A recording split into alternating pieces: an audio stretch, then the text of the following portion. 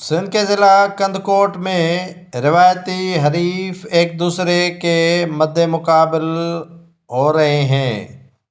مسلم league نون کی جانب سے سردار تیغو خان تیگانی اور پاکستان پیپلز پارٹی کی جانب سے میر عابد خان سندرانی اور JUIF کی جانب سے حافظ رب نواز چاچڑ کو کندکوٹ کے حلقہ PS5 پر میدان پر اتارا گیا ہے۔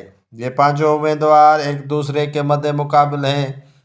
پہلے حافظ رب نواز چاچڑ اور میر تیغو خان تیگانی جو سردار ہیں تیگانی برادری کے، وہ سپورٹ کرتے تھے پاکستان پیپلز پارٹی کے، لیکن اس مرتبہ وہ خود GDA یعنی مسلم لیگ نون کا امیدوار PS5 پر انتخاب لڑنے کی تیاری کر رہا ہے۔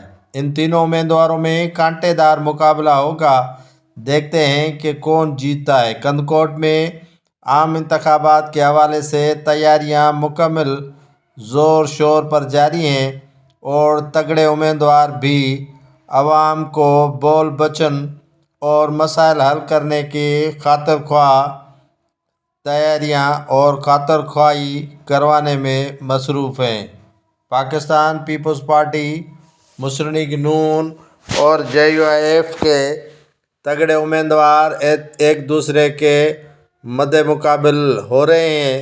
دیکھنا یہ ہے کہ عوام کس کو چاہ رہی ہے اور کسے یہاں پر ٹھکرا رہی ہے، لیکن اصل حقائق یہ ہیں کہ عوام کے مسائل یوں کہ توں ہی اپنی جگہ موجود ہیں۔